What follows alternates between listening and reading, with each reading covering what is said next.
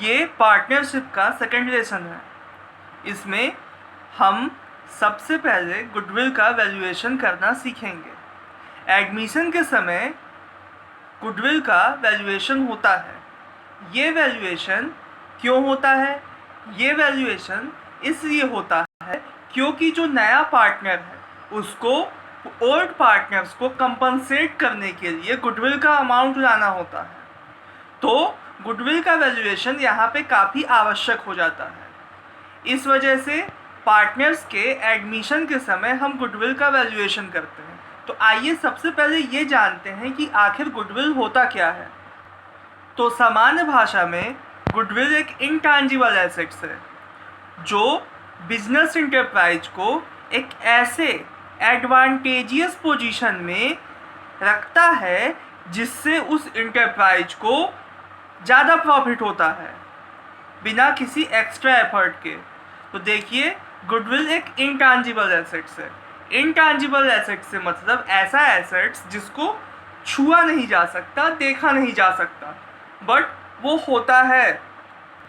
साथ ही साथ वो बिजनेस को एक ऐसे एडवांटेजियस पोजीशन में रख देता है जिससे बिजनेस बिना किसी एक्स्ट्रा एफर्ट के, बिना किसी अतिरिक्त श्रम के ज़्यादा प्रॉफिट कमाती है। अब देखिए, गुडविल जो होता है बेसिकली कस्टमर्स के माइंड में जो बिजनेस के प्रति अच्छी इमेज होती है, गुड इमेज होती है, वही होती है। अगर एक कस्टमर के माइंड में अच्छी इमेज है तो कस्टमर हमेशा उसी जगह पे, उसी बिजनेस प्लेस पे या उसी शॉप पे जाना पसंद करता है। वो हमेशा वहीं से सेवा लेना पसंद करता है। तो आप ये कह सकते हैं कि बिजनेसमैन के अच्छे सर्विस, बिजनेसमैन के अपनी मेहनत का नतीजा, बिजनेसमैन के क्वालिटी प्रोडक्ट देने का नतीजा, इन सब का समेशन जो होता है वो बिजनेस की गुडविल बनाती है। बिजनेस की गुडविल बनाने के लिए कोई एक फैक्टर जिम्मेदार नहीं है, बल्कि ये कई फैक्टर से मिलके बनी होती है। इसमें बिजनेस के एम्प्लॉय का लेबोरियस होना, मेहनती होना, ऑनेस्ट होना और बिजनेस का मैनेजमेंट अच्छा होना, बिजनेस की पॉलिसी अच्छा होना, कस्टमर्स को सुविधा देना, सभी चीज़ें मिलके एक बिजनेस का गुडविल बनाती है।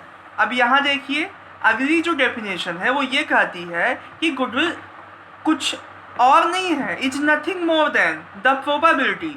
Goodwill is nothing more than the probability that the old customers will resort to the old place. यानी जो ओल्ड कस्टमर्स हैं वो उसी जगह पे जाएंगे जहां वो जाते थे। गुडविल इससे ज़्यादा कुछ भी नहीं है, बल्कि इस बात की संभावना है कि ओल्ड कस्टमर्स जहां जाते थे वो वहीं जाएंगे। आगे देखिए, हिंदी में भी देख लेते हैं।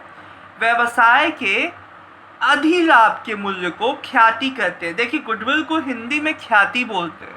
तो व्यवसाय का जो अधिलाभ यानी एक्स्ट्रा प्रॉफिट कमाने का जो मूल्य होता है उसे ख्याति कहते हैं। ये फर्म जो है वो यश तथा कीर्ति, ये जो है ये फर्म के यश और कीर्ति पे निर्भर करता है। यानी फर्म का जितना नाम होगा, जितना उसके बारे में अच्छी इमेज होगी, उतना ही अच्छी उस फर्म की ख्याति होगी, उस बिजनेस की ख्याति होगी।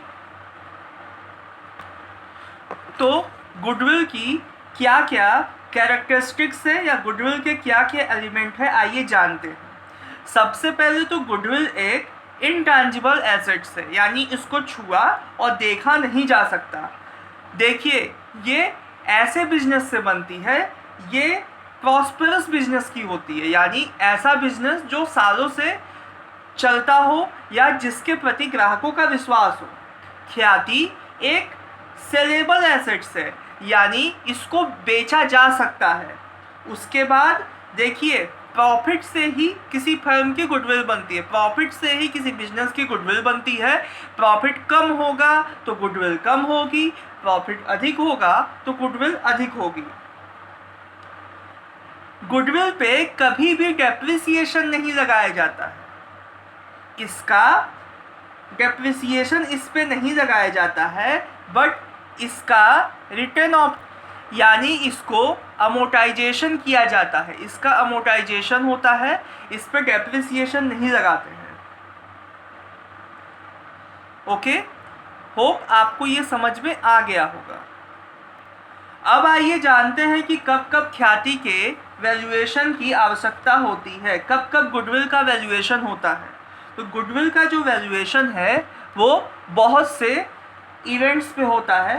पहले तो एडमिशन के समय, मान लीजिए कोई पार्टनर एडमिट होता है, कोई पार्टनर, नया पार्टनर का एडमिशन होता है, उस समय होता है। जब किसी पार्टनर की मृत्यु हो जाती है, रिटायरमेंट हो जाता है या उसको निकाल दिया जाता है, उस समय भी गुडविल की वैल्यूएशन होती है। साथ ही साथ जब एग्जिस्टिंग पार्टनर्स में profit and loss sharing ratio change होता है तो भी गुडविल का वैल्यूएशन होता है। जब अमलगमेशन होता है फर्म्स का, अमलगमेशन माने जब दो या दो से अधिक बिजनेस ज्वाइंट होके एक बन जाते हैं, तो जब अमलगमेशन होता है तो भी ये काम किया जाता है। और जब आपको बिजनेस को बेचना हो तो भी ख्याति निकाली जाती है। ठीक है।